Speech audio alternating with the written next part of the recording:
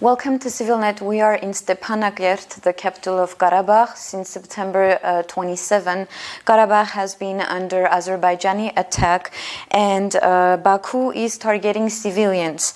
My guest is Artak Beglarian. He's the Ombudsman of the Nagorno-Karabakh Republic. Welcome, Artak. Thank you. So, there are as I said, there are civilian victims among the casualties. As a human rights defender and also as a resident of Karabakh, what is the situation in the region for you? The situation I would consider as humanitarian crisis, because since September 27, Azerbaijan is very indiscriminately and intentionally targeting civilian objects and population too. And since then, my office started a fact-finding mission, and yesterday I presented the main findings of our mission so far. Today I will send the details. The details are that so far there are 11 deaths among civilians, more than 60 wounded, not including today's wounded cases. And there are some data based on which we are making analysis and show that the targeting was very indiscriminate and intentional because the geography is very extensive, large. The depth of the targeting is various, from frontline villages to the forest towns and villages, including capital city Stepanakert, and today we already know that they targeted very accurately, targeted the building of the emergency service, which is purely humanitarian service. It means that Azerbaijan is doing war crimes since 27, but on the recent days it's much more obvious and it's harder. And yesterday's attack against all civilians in Martuni, and including journalists, is also a serious example of that intent of Azerbaijan. Okay, and as you said, so you talk about war crimes and about the fact that it's not distinguishing military and civilians, and according to the humanitarian law, armed forces of both sides must distinguish between combatants and civilians. And I just have a question. We know that there is the law of the humanitarian law, but are there consequences for one of the side that is violating the humanitarian law? Will there be any consequences, or will it stay unpunished? Because we know that in general in those kind of wars, few states sometimes until now have a punishment. They remain unpunished. Actually, there are some mechanisms by international law, but they are not so strict and direct, unlike the domestic law. And for example, the main platform of reaching punishment is international criminal court, but neither Azerbaijan nor we, including Armenia, have joined international criminal court. It means that this mechanism cannot work.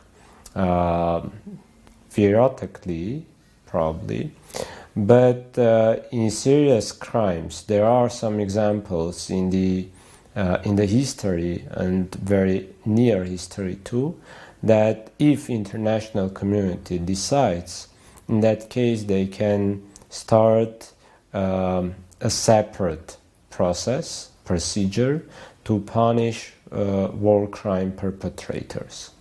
And I hope, and even I demand, that international community should pay enough attention to these crimes, should prevent those crimes, because international community has both responsibility but also levers for that. But besides, after this war, international community should make all the efforts to check all the details, to study all the details, and to punish the criminals, including President Aliyev.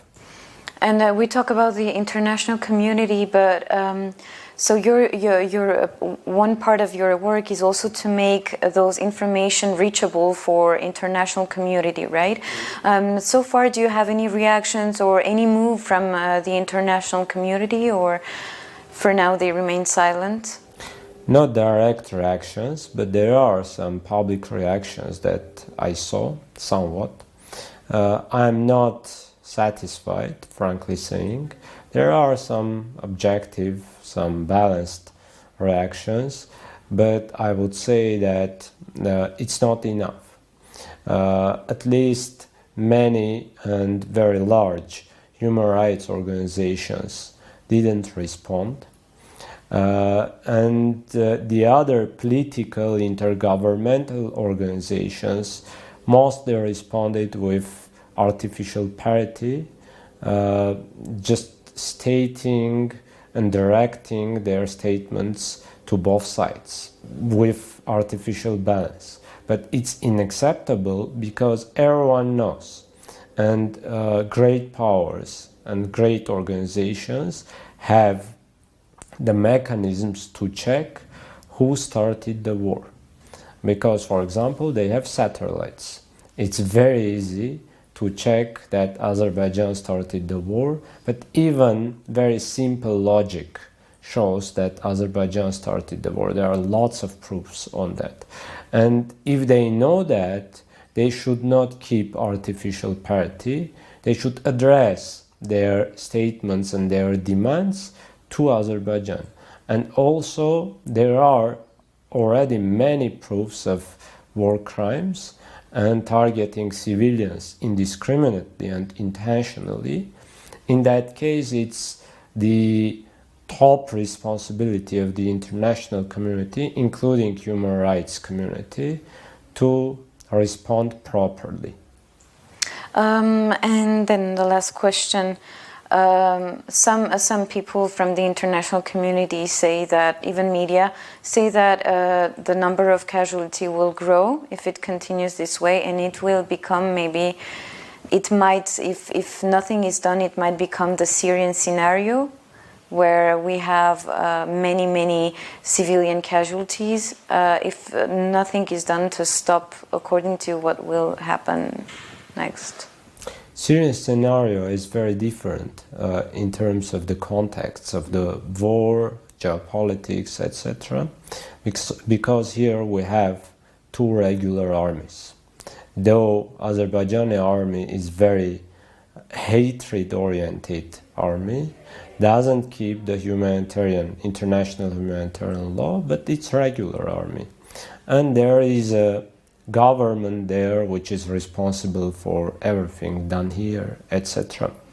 But for sure, in terms of consequences, I guess that if it's going on so, humanitarian crisis will become humanitarian disaster with serious consequences in terms of casualties, in terms of internally displaced persons, infrastructure damages, etc., etc. And it will be both in Artsakh but also in Azerbaijan, because there is a large-scale war, and Azerbaijan also uses civilian infrastructures and population to protect, or to actually also to target its own civilian population too.